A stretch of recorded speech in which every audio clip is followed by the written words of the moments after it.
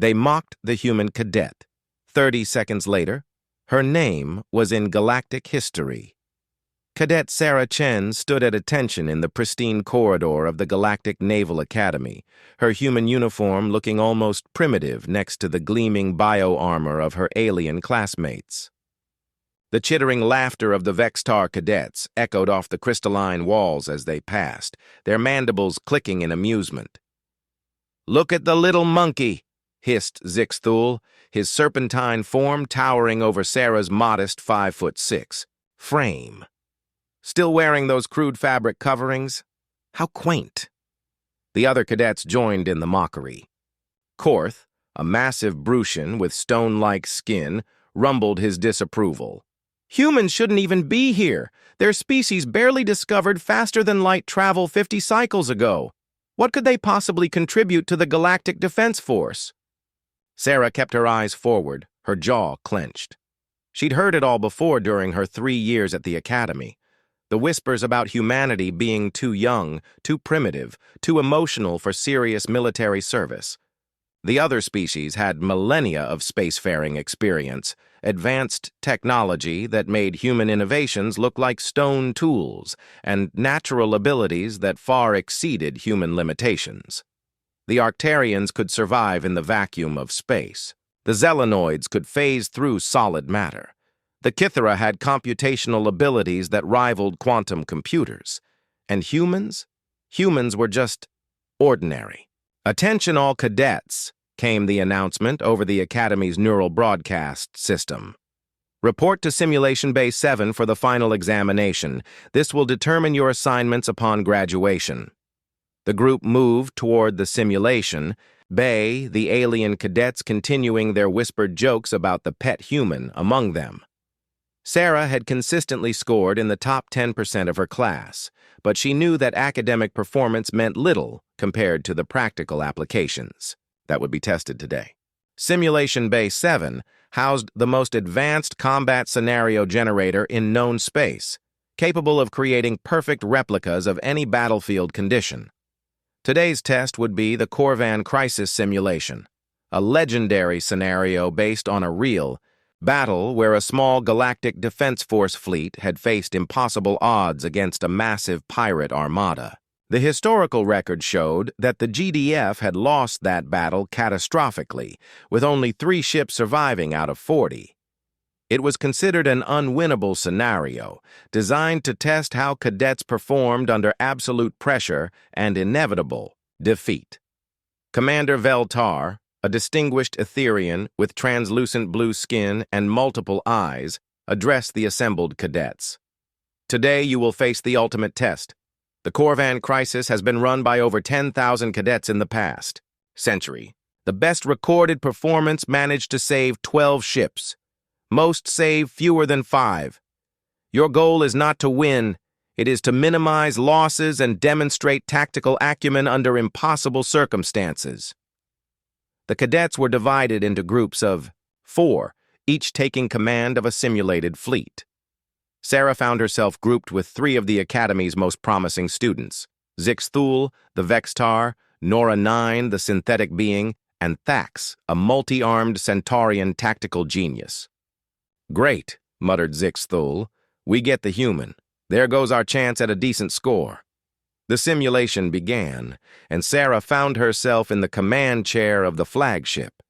The tactical display showed their small fleet of 40 ships facing an armada of over 300 pirate vessels with superior firepower and positioning. The enemy had every advantage: numbers, firepower, positioning, and the element of surprise.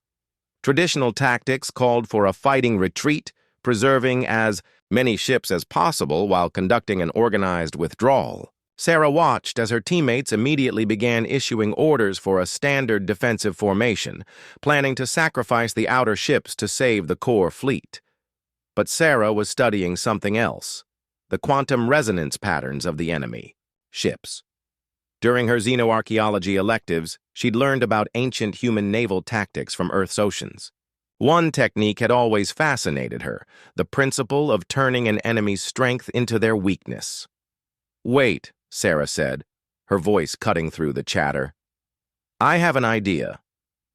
The human has an idea, Zixthul said with obvious disdain. This should be amusing. Sarah ignored him and began inputting commands.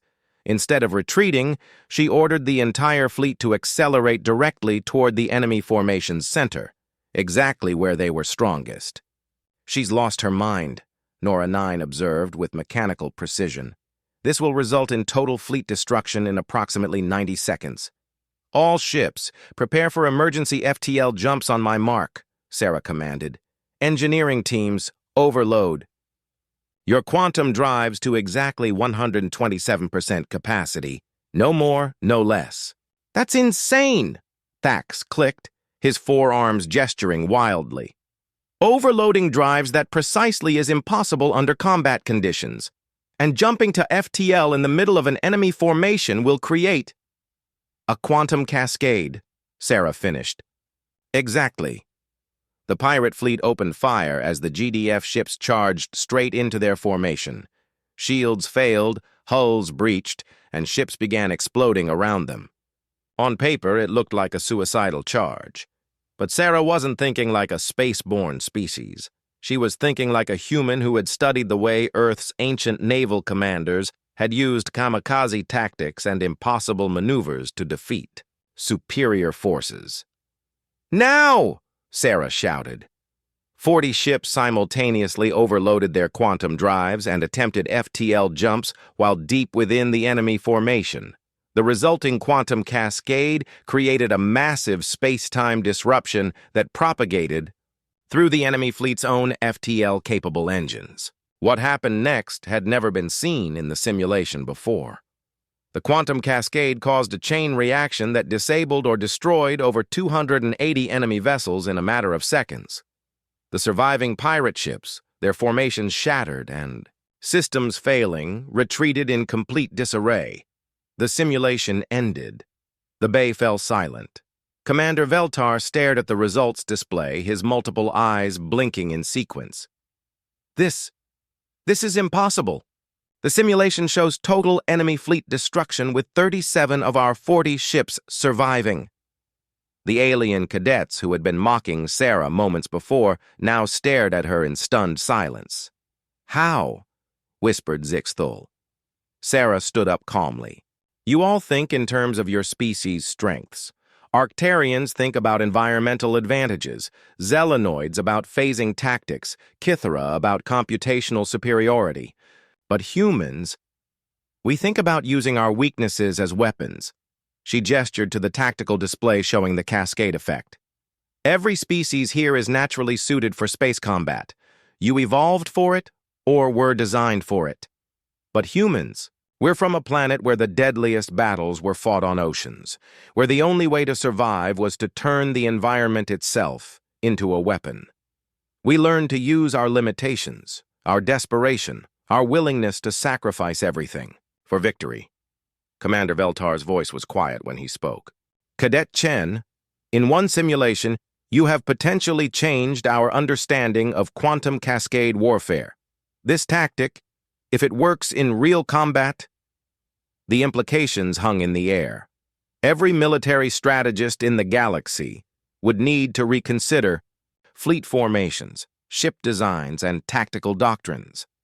As the cadets filed out of the simulation bay, the whispers had changed. Instead of mockery, there was awe. Instead of dismissal, there was respect. Zixthul approached Sarah in the corridor. I apologize for my earlier words, Cadet Chen. That was extraordinary. Sarah nodded graciously. No offense taken. But next time, maybe don't underestimate someone just because they're different. 3 days later, Sarah's tactical innovation was being studied by the Galactic Defense Force High Command. Within a week, her name appeared in official military doctrine. The Chen Cascade became mandatory study for all tactical officers across known space. The human who had been mocked for her primitive origins had just revolutionized galactic warfare by thinking exactly like the primitive species she came from. Years later, when historians studied the turning point that established humanity as a major military power in the galaxy, They would point to 30 seconds in a simulation bay where a young cadet proved that sometimes the greatest strength comes, not from what you are, but from remembering what you used to be. And in the darkest moments of future battles, when alien commanders found themselves facing impossible odds, they would ask themselves a simple question: what would a human do?